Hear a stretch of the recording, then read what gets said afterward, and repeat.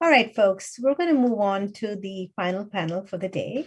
Who amongst us has not been touched by the crisis this world finds itself in today? But we still show up at work day after day, pushing down our stress and endeavoring to give our best to our organizations. Those guided by empathetic leaders will likely have an easier time working through their stresses, while others, operating under a business as usual manager, may become disengaged and resentful. In an era dictated by social distancing norms, our final panel will encourage you to practice emotional closeness. I'd like to invite Denise Evans to the stage to facilitate this panel and introduce you to our wonderful panelists. Denise is a proven marketing and sales executive with a track record of achievement in information technology. She brings a blend of strategic thinking balanced with extensive executive and line management experience, both here in the US and globally. In her current role, she focuses on diverse partner development at IBM Corporation. Denise, over to you. Thank you so much for that wonderful introduction. I am honored to introduce your panel of experts for today. They are all very seasoned executives in various industries and have some keys to success during these challenging times. So I will start in no order. We have Janice Lee, who is the Chief Market and Product Officer for Helpshift, Gamer for Life. Welcome, Janice. Raise your hand so we know who you are. Trish Tierney, CEO and co-founder of Wake. Raise your hand so that we know who you are. Rashmi Kumar, Senior Vice President and CIO of Hewlett Packard Enterprise. Thanks for joining us.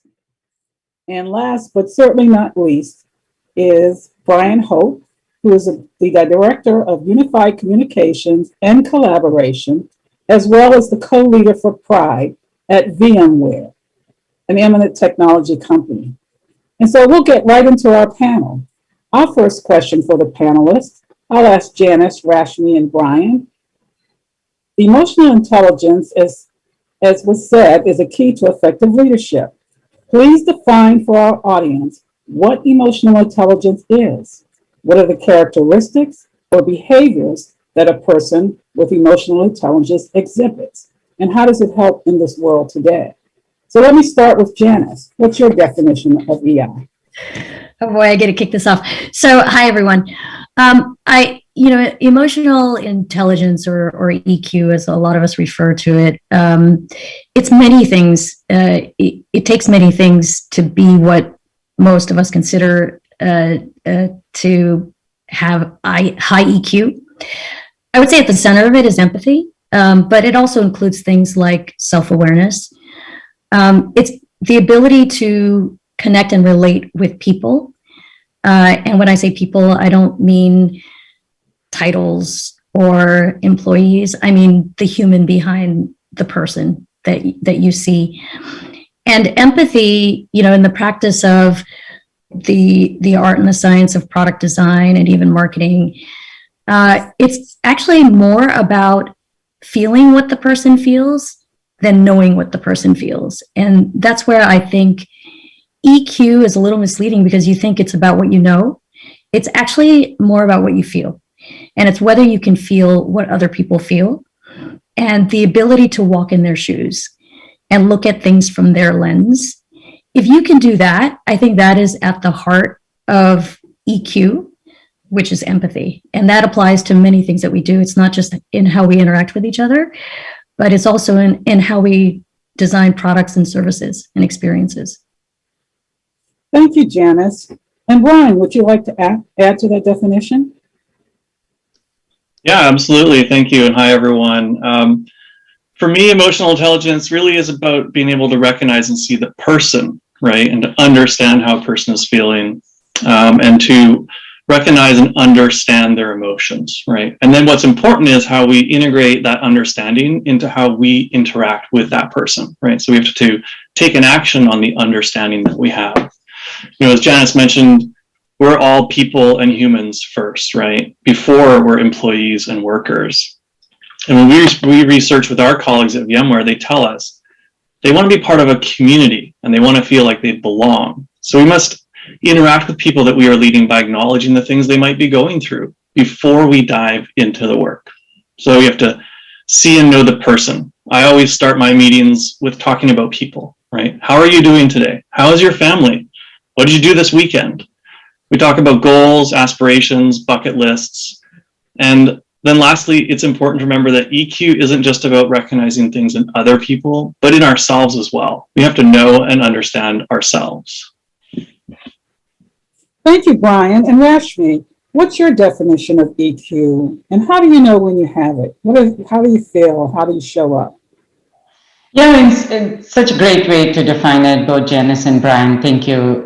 Thank you so much for doing it. I also talk about what Bryan and Janice said, that it's about knowing how you're feeling and the people who are across on a video screen or sitting on a table together, which is more normal, do feel at that point in time. It's also about taking care of, I wouldn't say giving up, because we'll all will have, because of our experiences, our growing up in our life, the unconscious biases, but trying to know that it is there and not asking a person because the person looks like could belong somewhere, asking where are you from directly, because that tells me, first of all, that, okay, you're thinking I'm not from here, though I have been here 2-3 decades, right? So really being more aware of your own biases and how your mind reacts to things because of the upbringing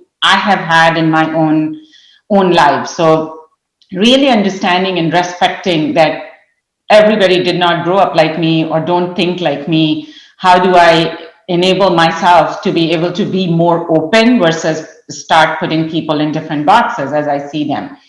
Empathy, as Janice mentioned, is very important. I also felt during this pandemic specifically that it was okay to be vulnerable as a leader and tell my team and my customers and my partners, you know what, I don't know this at this point. Let me figure it out and I'll get back to you. I completely understand. I'm empathetic to your situation, but let me combine it with some action and show some compassion here. That's kind of taking the emotional intelligence like a little bit extra mind, is not always saying that I know what you need and I'll get back to you when I have it, versus saying, look, I understand we are all going through an enormous amount of change. Give me some time. I understand I'm not meeting this demand. Let me take some actions and come back to you, which creates a different level of relationship where people think that, yes, she's not here to always put a facade and say, I have it under control. It's okay as a leader to not know everything and figure it out and come back with a solution to. So Rashmi, I'm going to ask you to continue on with that thought. And you gave a great example of what it means to be open and not going into stereotypes automatically, but being open to learning to whom someone is.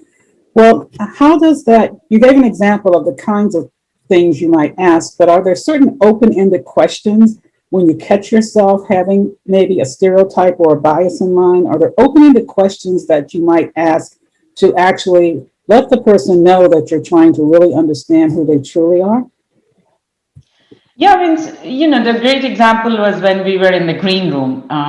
One of our coordinators of the event said, "Good morning." And then she was so nice to correct herself and said, "Oh, I assumed everybody is in the Americas. Where are you today?" Right? That's kind of the example that I just thought of, right? I also think that there are many ways to convey the same message, and I'm personally a very direct person, right? So it takes some conscious efforts in my mind to convey it differently. And I'll use an example of food, right? Sometimes some people come in and say that, oh, I'm fine with everything. And then I catch myself that, okay, I don't eat this, this, and this. And how do I identify that and not be flustered when the food comes to me, right? Similar way, how do we ask people for the choices they want to make? And one great experience I had with my sons around gender pronouns these days, right? and really thinking about it and thinking what's a great way to convey ahead of the time of who I identify with myself, and to make it obvious for people as from the get-go of coming into a conversation or into an interaction, as we say.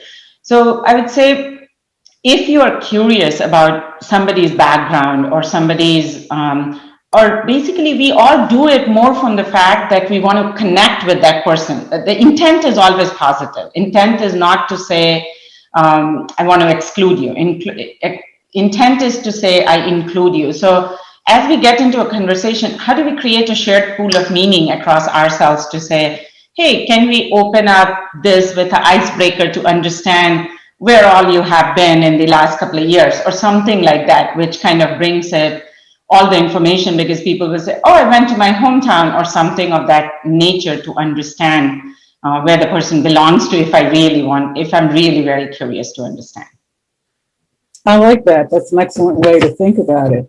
And so, Trish, why is it important for emotional intelligence to be exhibited by leaders, especially in these times when we're all sitting behind the screen all day?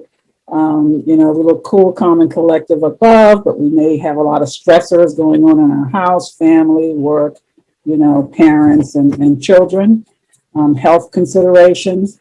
So why is it important for us to especially exhibit emotional intelligence, and what impact do leaders with high emotional intelligence have, positive and negative, with their co-leaders and employees? And if you have any stories to share where you've done a great job of it, or maybe kind of a poor job of it, I think our audience would appreciate that. Sure. Thanks, Denise. Oh, well, I love all the things that my fellow panelists have said, and it is so much about empathy and connecting on a human level. One of my favorite quotes by Maya Angelou is, people will forget what you said, people will forget what you did, but people will never forget how you made them feel. And that really encapsulates for me what emotional intelligence is all about. And as a leader and a manager, I feel like emotional intelligence is one of my most important skills. And it's really a huge responsibility to lead a team, and not just to make people productive, but to create a space where people feel seen and heard and really recognized as humans. And just like if you give a kid a healthy, nutritious breakfast and send her to school, she's going to absorb the learning and the lessons so much better. If you can get your teammates and your staff to start their day every day feeling like, wow, my manager or my colleagues really get me and they know and care about me as a person, you're not only going to have a much richer personal connection with them, but you're going to have much more productivity.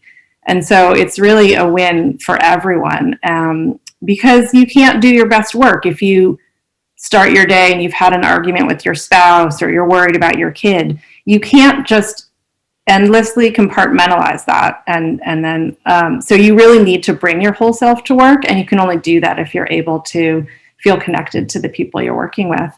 And I run a nonprofit that connects tech volunteers with social justice activists.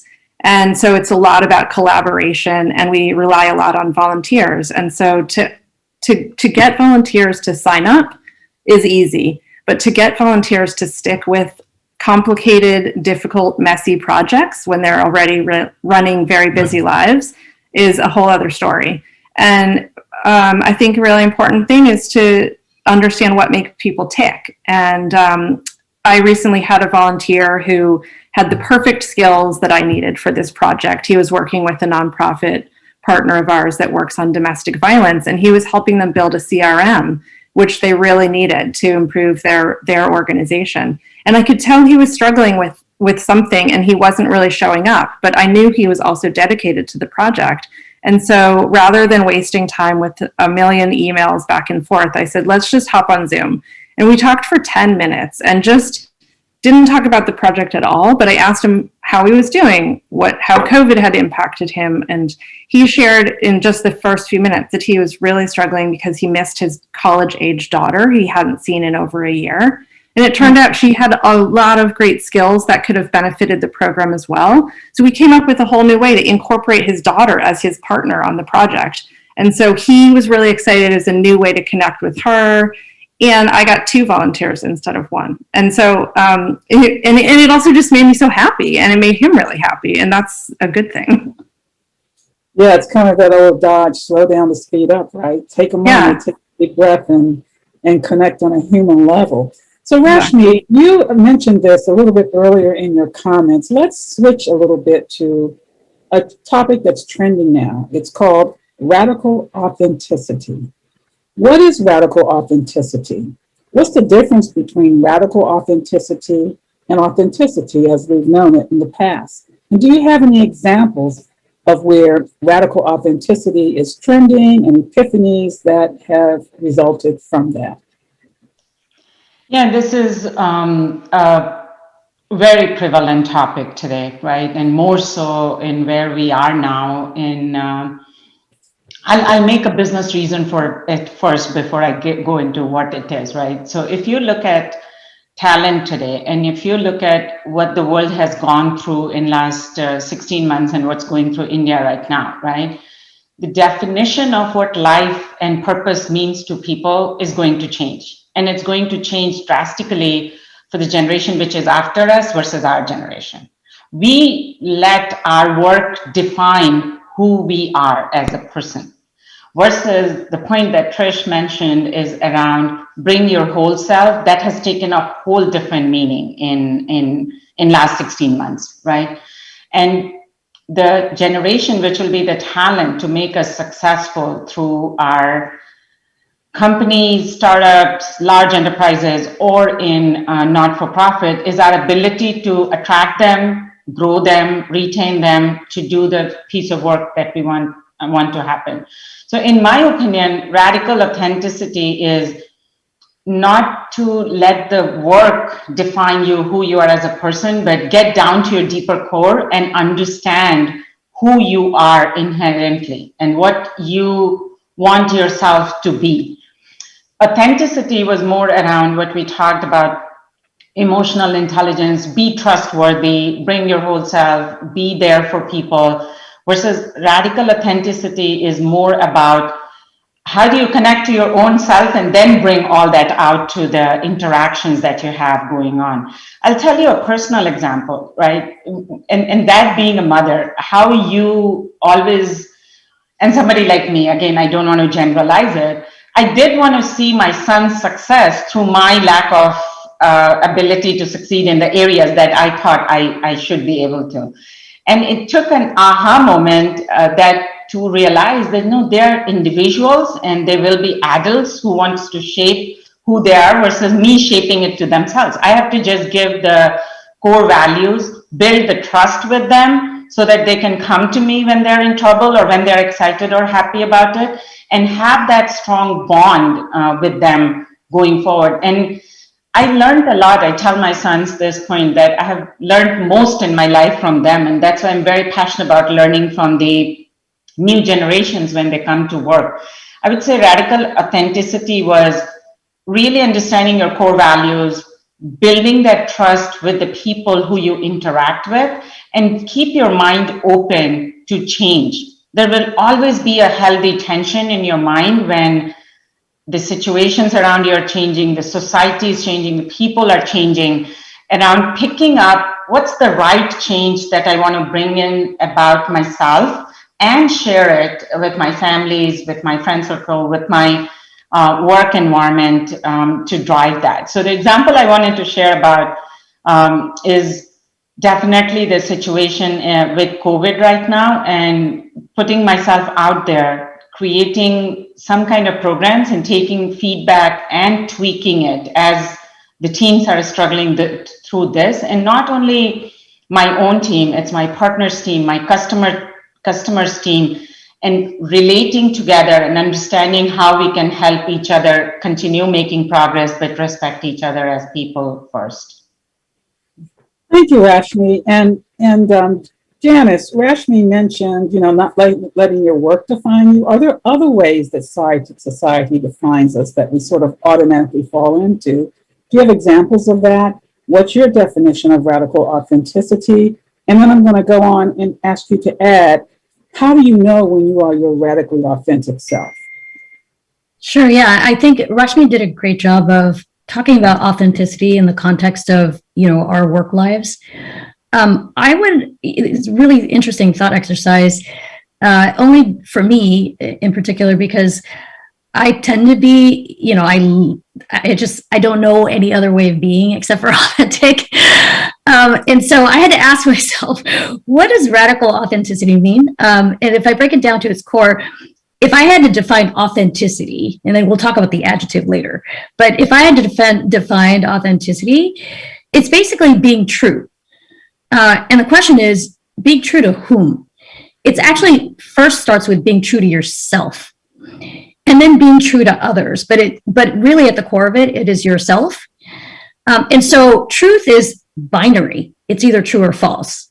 There are no degrees of truth. You're not somewhat pregnant or really pregnant. You're either pregnant or you're not. You're either authentic or you're not. And so radical authenticity to me feels like it came about because we believe that there should be degrees of being yourself.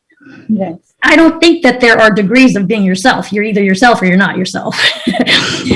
And what authenticity isn't is it's not rawness or being unfiltered in your self-expression. It's not about speaking every thought that crosses your mind.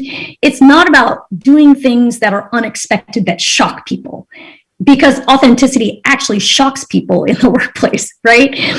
I think authenticity is a state of being where there is an absence of self-betrayal, which means you actually have to be in touch with your own beliefs, your own principles, and then ask yourself, in my actions and in my words, even in my thoughts that nobody else hears, did I just betray myself? And if the answer is no, then you are being authentic. It doesn't mean that you have to go out there and express everything to everybody. That's not authenticity. It's the lack of self-betrayal. So how do you know?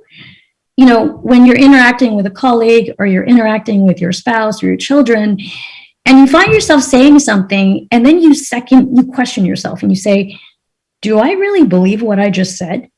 Or did I just do something that kind of stretches my own beliefs?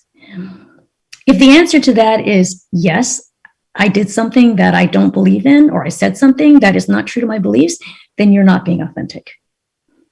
Thanks so much. And Trish, I'm going to ask you the same question. How do you know when you are your radically authentic self? I loved Janice's definitions, and that she's always her radically authentic self. So kudos to you that you don't know how to be any other way. It took me a little bit longer to figure that out, but I think that everyone probably is very familiar with the term flow, the state of flow.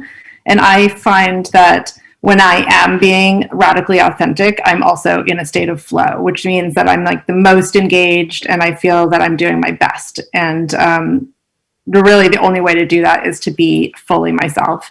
I work in a lot of different cultures, both geographically as well as across many different sectors. And in my earlier career, I used to actually pride myself on knowing how to talk to different audiences. Like, I thought it was so great that I knew how to pitch to big foundations, or how to talk to small nonprofits, or how to talk to corporate. And now I look at that and I just think that that's awful. It sounds awful. And it's also kind of exhausting, right? If you have to have all these different personas, it's not very efficient. And so I just turned 50, and I don't know if it's something about turning 50 or just where I am in my life, but now I really have no interest in not being my radically authentic self. And I hope that the younger generation, like Rashmi's kids and all the young people, that they arrive at it much earlier than I did. But I think it's just so much of a more satisfying way to live. And like just recently, I hosted a Zoom webinar for about 150 people, and it was a real mix of social justice activists, nonprofit leaders, and corporate volunteers. And like my old self would have been like, I don't know how to talk because it's all these different cultures coming together, right? But instead, I just thought, okay, what if I was coming to this webinar? What would I want to hear? And that's often where I start, is how would I want to experience this? And so, I needed to come up with an icebreaker, and I had learned this great icebreaker through a school that we work with in Guatemala for Indigenous girls. And it's all about identifying where you are on your emotional scale. And I thought maybe the people in this Zoom, especially corporate people, might think I'm like this crazy nonprofit lady talking about my feelings. But I did it, and I was kind of nervous, but I did it. And then also on Zoom, you can never tell, like, how did it go over, right? And then I just had a call yesterday with this woman from one of our biggest corporate partners. And she said, by the way, that icebreaker you did from Guatemala was the best thing about the program. I used it. I now incorporate it into my own team meetings. And I had to also facilitate a women's group across 5 country offices of our company. And I used that as the starting, and everyone loved it and connected as humans. And so I think being radically authentic, it takes courage, but once you do it, it's the only way to go. So fulfilling. And so, Bryan, in the time we have left, I'm going to let you take us home with 2 questions. The first is, I'm going to ask you, when do you know you're radically authentic? And do you have a story about that, good, bad, or indifferent? And then we have a question from our audience. And our audience question is, do you have any tips for making members of diverse backgrounds comfortable with sharing their differentness or their radically authentic selves? So it's yours. Yeah, so I'll tackle the first one. And first, I want to, Rashmi made a comment about people bringing their whole selves to work. And I think what's been amazing during this last year is that we all, I think, are bringing our whole families to work, right? And I talked to my colleagues about them and their families and what's going on in their family life. And it's really just helped build more community and connectedness and loyalty. So I'd encourage people to think about the people, the family, and the friends that are behind the colleagues and employees that you might work with every day. I really like Janice's categorization of self-betrayal. I know, an example of when I know I haven't really been radically authentic is if I leave a meeting and I feel like I'm frustrated and that maybe I wasn't fully heard in the meeting. And for me, that's often a chance for me to reflect on myself and say, well, was I actually really authentic in that meeting? And was I willing to be radically authentic? Or did maybe I hold back? And that's why I was feeling a bit frustrated or I wasn't heard. So that's how I recognize in myself when I'm not being authentic, is when I feel frustration and like people aren't hearing me. And then I can say, well, am I being authentic? Am I giving them the honest chance to hear me? I've also found it's a lot different being a fully remote workforce. So, when you're radically authentic with someone on Zoom and then you click that leave the room button, that's a very hard cutoff. And I can't see their body language after the conversation. I'm not going to bump into them in the office later that day. So it's harder to gauge whether the radical authenticity has become kind of a damaging authenticity. So I just think it's really important to adjust the way we do it when we're in a remote workforce, and then follow up and have those one-on-one conversations and keep the dialogue open. Because if you just come into a meeting, be radically authentic, and then leave, you could actually be damaging the situation. So Bryan, in the minute that we have left, can I ask you advice to the audience on how can you as a leader use your emotional intelligence and your authenticity to make members of diverse backgrounds comfortable with their differentness? Yes. So number one is lead by example and signal that you're a safe space. This is probably the easiest thing I've found. I tell people that I lead the Pride group. It's on my LinkedIn profile. Sometimes I wear pins to show my support for different LGBTQ groups. I have virtual backgrounds that represent, my support of Black History Month or Pride Month or other things. So if I just show up and signal in these ways that I'm a safe space, that is going to give people permission to come forward and talk to me about those things. Thank you so much. We are right at the bottom of the hour. And so thank you to the audience, and thank you to our expert panelists. I think you've given wonderful descriptions on radical authenticity. I've learned a lot. I hope the audience has learned a lot, and I wish you all a good day. Thank you so much. Well done. All right, Denise, thank you so much for leading that amazing group of panelists. Janice, Trish, Rashmi, Bryan, you were amazing. I took away so many wonderful lessons from your conversations. And I think the audience did as well. So thank you again for joining us in the Diversity and Inclusion track at TiEcon 2021. Well, folks, that's all the time we have for today. I hope you enjoyed your morning with us. I would like to thank our sponsors, AWS, Russell Reynolds, and MGM Resorts for their support. If you take away anything from this morning's sessions, and all of them, and we had quite a few, I hope it is this: be the change you want to see in this world. As Bo Young Lee of Uber so simply and eloquently puts it, diversity and inclusion needs to be something that every single employee at the company has a stake in. All right, please head over to the closing keynote address and have a fantastic rest of the day. This is Rajni Sharindar signing off.